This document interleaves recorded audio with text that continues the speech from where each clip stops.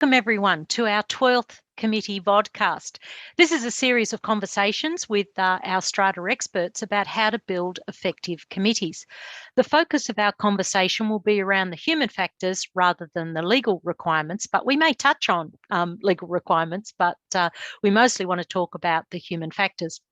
In earlier episodes, we've explored why people volunteer to be on a committee, and through that, their experience of joining a committee. What are the most important steps for a committee to do from day one? And that includes managing your manager. So we're not afraid to ask those questions. Recapping, there were 5 important steps: building relationships, the manager and the committee, creating a work plan for the year, the action list to be achieved, creating handover from outgoing committee to incoming committee so everybody knows what's going on, keeping communication open and transparent, and recruitment and induction pack for the committee and one for the strata manager and one from the chair, so that both is one is that legal requirement about how to run your meetings, the structure of the meetings, and the one from the committee chair is about how we go about doing meetings as a group, as a team agreement. To review the recordings from the past sessions and to get notification of future events, you need to subscribe to the SCA Inside Strata newsletter. The easiest way to do that is to drop into your search engine, subscribe to Inside Strata newsletter, and you will come up with that site and then click on the subscribe button. Joining us today are our regulars, Catherine Lezar, with the experience of multi-storey apartment living, many project improvements, and with a particular passion for sustainability. Catherine is also the first lot owner to become a president of SCA in WA. And also with us today is David Hamilton, with experience in multi-storey apartment living and with particular expertise of preparing buildings to be EV ready. David is also one of the founders of Southbank 3006, a new owners networking group. Both Catherine and David are lot owners serving on their committees as well. Catherine, as I said, is from WA. David is from Victoria. Welcome again to you both. In our last 4 sessions, believe it or not, we have been discussing how committees consider and investigate sustainability initiatives. And that includes, broadly, whether that's gas conversion, solar, EV, waste management, all sorts of things that sustainability covers. So far, we've touched on the importance of conducting a survey to understand what our members, lot owners, think about any one of the particular initiatives that you might be considering. What due care and diligence means, the right way and the wrong way to go about preparing your building for EV, and the importance of using expert advice. In our last session, that's what we touched on, was the importance of using expert advice, and we heard from Brent Clark at Wattblock. And in particular, after that session, we settled on 3 particular stages. One was the feasibility report, followed by the procurement process, and then followed by the installation process. And we decided that they were 3 substantial topics to unpack over the next 3 vodcasts. So in this session, we're going to be looking at the feasibility report. Luckily, David, not only as a committee member and a lot owner, also has some very good expertise in this area. And he will wear dual hats in this conversation, one as that trusted expert, as a consultant in the area, but because, more importantly, he's been there and done it, led his committee through this process and achieved EVing his building. So, David, in this professional role, can you just outline for us what is a feasibility report and what are the key things that are in the feasibility report? Right, Julie, I think that's a very important question, because it goes to be providing the platform on which you can build an EV-ready strategy for a building. And so I think the key elements are that it brings together everything that can be brought to, in terms of thinking, brought to bear on the issue, whether it's about the technical side of things, whether it's about the legal, commercial side, the legal and commercial side of things, in particular the commercial and legal structures that are required under state legislation governing the operation and spending and decision making and who pays for what, but also brings together important pieces of regulatory electricity supply regulation issues. So I find the best place of starting for a committee, apart from having a discussion with them, is spelling out, you've got to get some basic facts on the table. One of those facts is you've got to know whether or not the existing electrical infrastructure in the building, the main switchboard, and the supply to the building is capable of being of having EV charging added to it, and at what cost will you need? What are the costs that you need? Right? And you should get that done independently of any equipment supplier. So I always use an electrical contractor, and I get the owners corporation committee to agree that we hire this electrical contractor, we give them a brief to analyse the main switchboard, the supply, the load. They do it 24/7, they do it on different parts of the switchboard. And that way they have a comprehensive view of what is happening in the building right here and now. And it's not just a quick snapshot. You need to do it basically over a week, 24/7, so you see all the fluctuations in load. From that, they can then work out what is possible technically and what upgrades are needed in the building.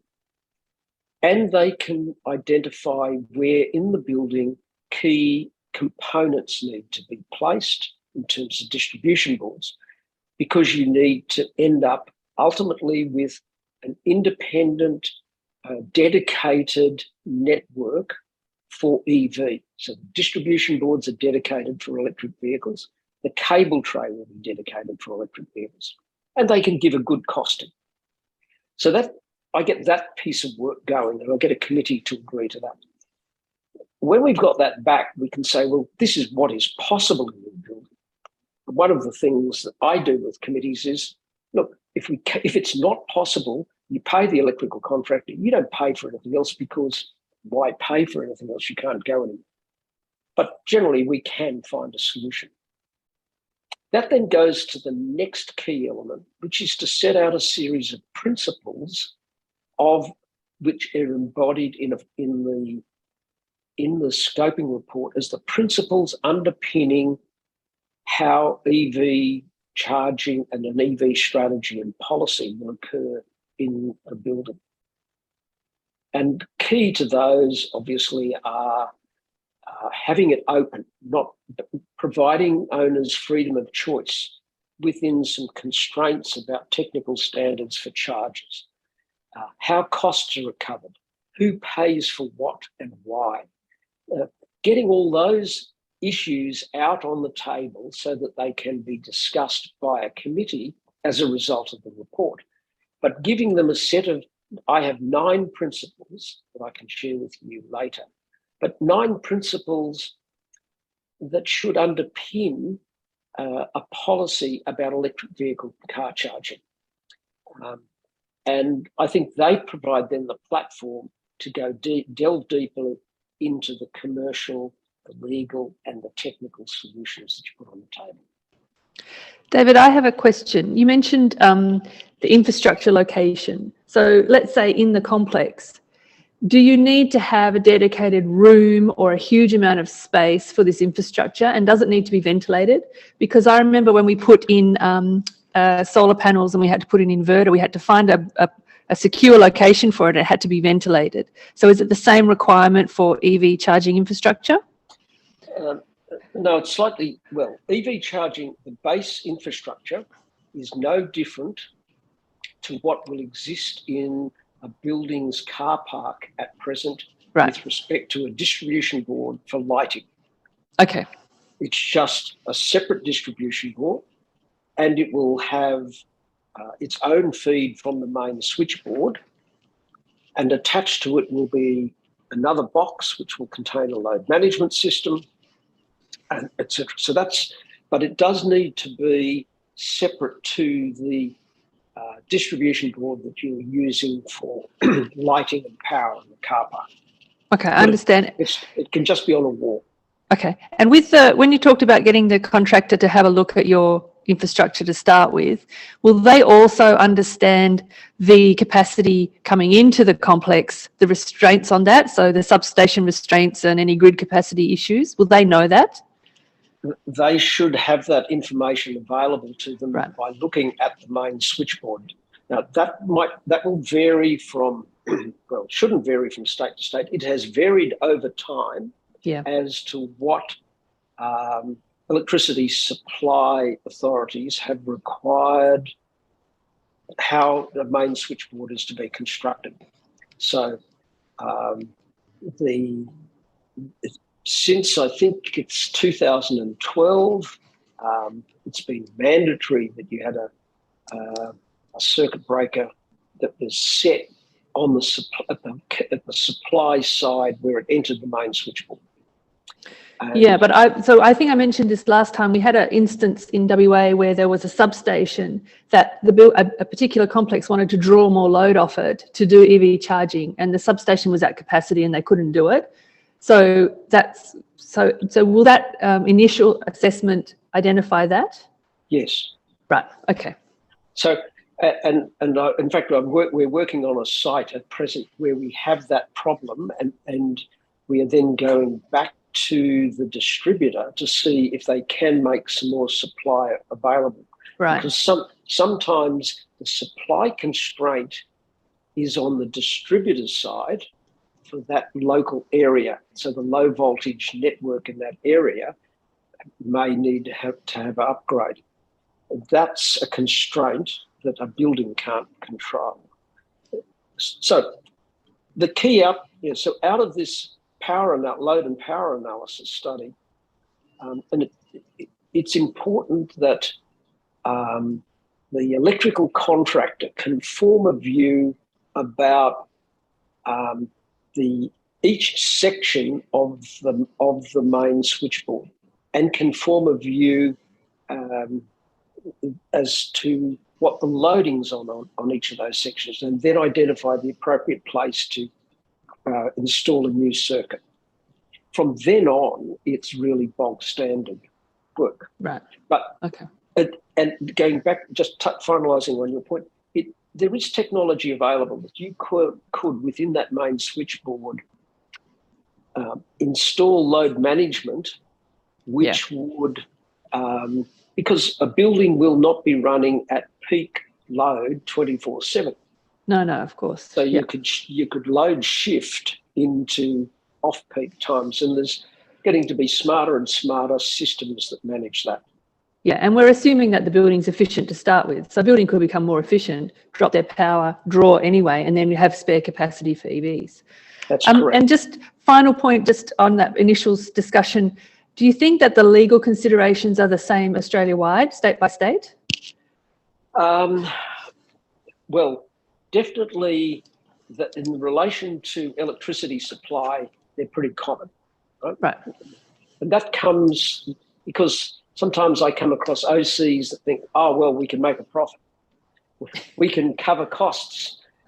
We can make a profit on selling the electricity that people use. Well, you can't, unless because you're not. Short answer, you can't. You can enable somebody to cost recover those costs and pay them back to you, but you can't, shouldn't, and I think it's morally reprehensible to try to make a profit on it. So that's common. So that at least I think I'm not well versed in WA or the Northern Territory, but I can speak for the balance of the national electricity market anyway. Yeah, it's pretty common. So but within, of course, owners corporations are governed by state legislation, and there are variances, and that goes to what a decision a committee can make.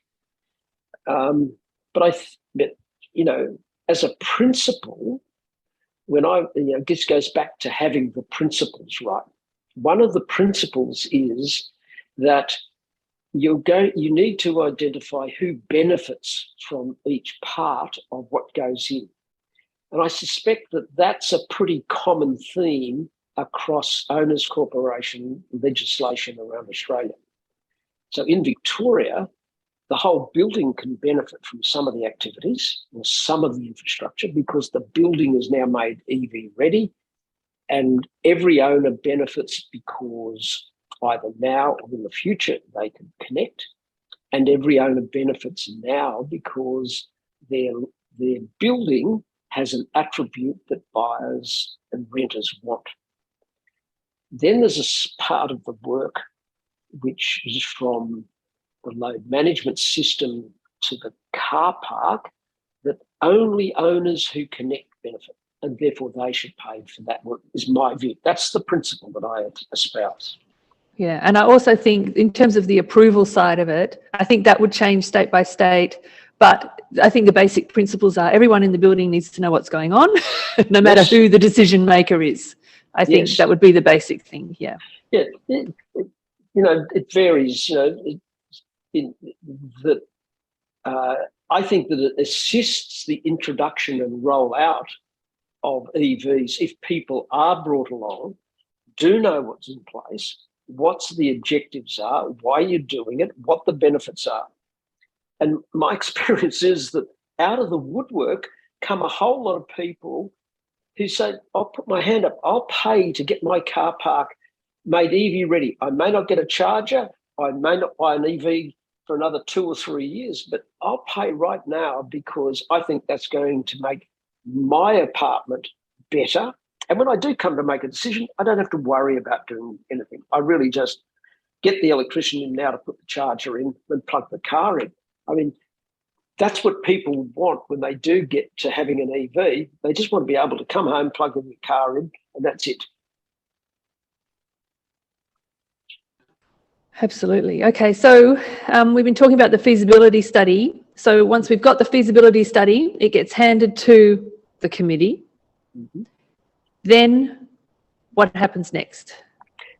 Well, then there's usually a debate within the committee and often around the building. But it's important at that point that the people who are on the committee recognise that it's their role to be looking at, and this goes back to Julie's questions about, or statements about governance, that it's their role when they're sitting on this committee to be making decisions that are in the interests of the whole building, of all owners, right? And that, again, goes back to this point. There are benefits to everybody, benefits to some people. You may not like EVs. You may not believe in climate change or any of those things. But you've got to recognise that there will be people in the building and they will feel aggrieved because they feel that you're imposing your values on what should be a decision that is made in the interests of everybody. So, but that's a legislated requirement. All the states have that the people making the decisions must take the benefit of everybody into account. That's definitely across all the states. Yeah. That's right. But I can tell you that particular piece of governance doesn't filter through to owners, people who join committees, because they join committees often for the wrong reason. They join committees because they've got an issue, and you can't have issue politics in a committee that's managing the shared assets of everybody. So that's a fundamental, education issue for SCA of, it's a filter down exercise, but it's really important. And I come across it all the time. it's because EVs are a very emotive issue. They become emotive. They've become symbolic with climate change, and therefore it's easy to put labels on people, and people get excluded or characterised or put in a box, and that will occur. It occurs more on this issue, I think, than probably any other issue that I've been involved in an energy corporation. It's like, yes, we know there's always going to be conflict, differences of opinions, but you need to have a civilised debate about how they should be resolved. And you can't just go into it's not on my watch type scenario. I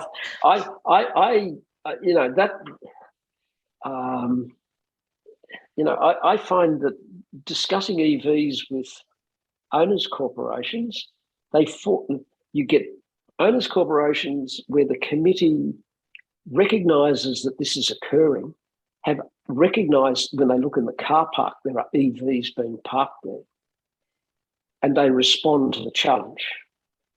Then you have another group of owners corporations who then they just split down the middle. And I've seen minutes from committees where they have said we will never allow EVs to be parked in the building. I mean, how can you do that? Legally you cannot do it. It's just, but that's because people, I don't think, ever go through a training program when they first join a committee and understand what governance on these sorts of committees are like. Challenge accepted, David. Thank you. Julia and I are up for that challenge. Absolutely. Well, David, anything I can do to help? Yeah, you'll be brought in. But while we're on the subject of governance, and you touched on the policies as part of your feasibility study, which sounds wonderful, that not only do they get a report about whether it's possible, not possible, and what the costings are, but it also includes that governance element. And you touched on that there were some key principles within that. Could you just expand that a little further about the sort of things that, because having a policy, of course, means that it is transparent. Once that's created, it can be shared and circulated, and people know up front then what the expectation, what they should expect from the owners corporation with respect to that particular topic. What are the key principles in that? Well, just one of the reasons that I think having the policy and this report is important is that hopefully it minimises the potential for legal challenges and wasting owners' money on those sorts of activities. But the sort of principles are that that the system should be built to there are standards for charges. They should be, and it's an open protocol, and therefore you should look for, you should specify that equipment has to meet certain technical agreed international technical standards on charging. And the importance of that is that those standards are designed to protect the infrastructure of the building and control the load and manage the load in the building and manage the charging process in cars and not allow cars to be charged if they're in an unsafe state. That's a pretty key one. But the flip side of that is that gives an owner the choice to be able to select their charger. So you don't dictate and lock people into a brand of charger, which may over time not be the best solution. So if these chargers that are built to these internationally agreed standards, they then can be upgraded as the standards evolve. That's one of the key features of of the standard, right? So that's over-the-air upgrades of not only the load management system, but of the charges that are connected to it. Then there's the benefit sharing principles that I've talked about. They need to be laid out. The principle that you are only going to cost recover on the electricity, you're not going to make a profit. You spell out that that there is open access. Everybody should have this ability to do it. It's you don't, and this comes as something I deal with in my report. In the commercial aspects, you have to ensure that you don't have, you avoid early adopter pricing that prohibits new people coming early. Thus, the laggards become getting a free ride. So you avoid the free rider problem for early adopters. But similarly, that you get a technical solution that enables the early adopters not to exclude people down the track, so that they don't get they hog all the resources. And that's one of the small difficulties in the draft NCC, National Construction Code standards. And it occurs, I've seen it occur in buildings. And unless you develop a pricing model at the outset that says, well, we've got a scarce resource at present, but we know we can expand it. So therefore, the people that are early adopters and use up all the scarce resource, they are paying for its expansion further down the track. And thus that enables later comers, whether they're late to the building or late to the system, to also get access, because open access is a really key issue. And you don't want to create this asset that suddenly is worth a lot. You've created part of an owner's corporation, an asset which improves the value of some apartments, but not of all apartments. So that goes back to the benefits. The other thing I'll note in the news, there's various news topics, but I'll only just pick one. And that was this one that, I don't know if you saw it on the headline, a committee for Sydney. Now, some committee there in Sydney has now made the call that in order for New South Wales to meet its net zero target that it's trying to achieve, that it will need to ban petrol cars from 2027, like 5 years. Yeah.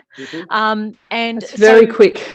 Very quick, exactly. So, David, my question to you, with from your experience of just your own building, but with other buildings you've been working with, conservatively speaking, how long is this process? Like, if they can make these decisions really quickly, not so in strata land, and it does take time to obviously go through this process, gets the experts, raise the funding. I mean, we didn't actually touch on, which we will in one of our other podcasts, around those financing options, but even just getting the money, ready and moving forward, having meetings, etc. What conservatively is that period of time? Like a 2-year process? 3 years? Well, I think it's speeding up. Firstly, moving out of COVID has definitely speeded up the process.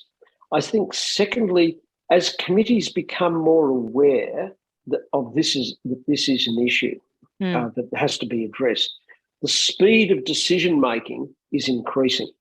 The speed of inquiries is increasing. I definitely know that. But I think, so it might take roughly 2 months to go through a cycle of getting all the load analysis done, getting a report, discussing that with a committee.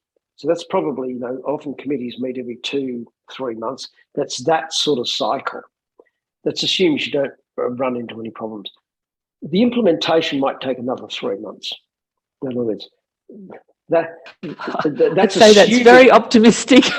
What I'm saying is that's assuming the committee says go, and we've got all the committee have all the ability. They've got the money, etc., etc. But the physical install could take up to 3 months, because in that process you're trying to find out who wants to get connected up, who wants to join. You're just not putting something in and then going to do it. You want to make this a sort of an interactive process which is going along with the whole building, so people understand why you're spending money and how you're spending them, and I've found that brings people out. As I said earlier, I'm surprised that in a building, 15 to 20% of the people will sign up on day one. Mm. Because they've got an interest in it. I guess, mostly when we're thinking about this, Catherine, we're dealing with building defects or some really negative response that people, it's like what lurks beneath. They're not really seeing the benefit from it. Whereas here, this is something directly to them that they go, I want this because I bought the car. Yeah, and it's not a shock. It's not a shock to them either, because it's a lot in the paper. It's a lot. Everybody's talking about EVs. Yeah. Whereas suddenly you launch into a defect on them, that's a shock. It's not a grudge purchase, in other words. It's something that goes there. Yeah. So, David, if I add up, I'm going to add 2 extra things, and that was 2 months for the survey and the consultation previous to starting, and I'm going to throw in an extra 2 months for the money conversation, because the payment of levies, even if they have the ability to pay the levy, that's a 28-day cycle, basically a month cycle anyway. So I'm going to throw 2 months in there for money. So that brings us up to about 11 months, just, from about the survey, from do we want this to, getting all of that back, etc., on a 2-month cycle, as you said, to line up with committee decision making. Is that about what your building was? Yep. It started in, it was probably a bit less. We probably did it a bit faster, but we started in, it was 11 months. We started in February, or we actually started in December, and we had a little bit of a discussion. Then we started more in earnest in the following February, and it went live on Christmas Eve. Wow.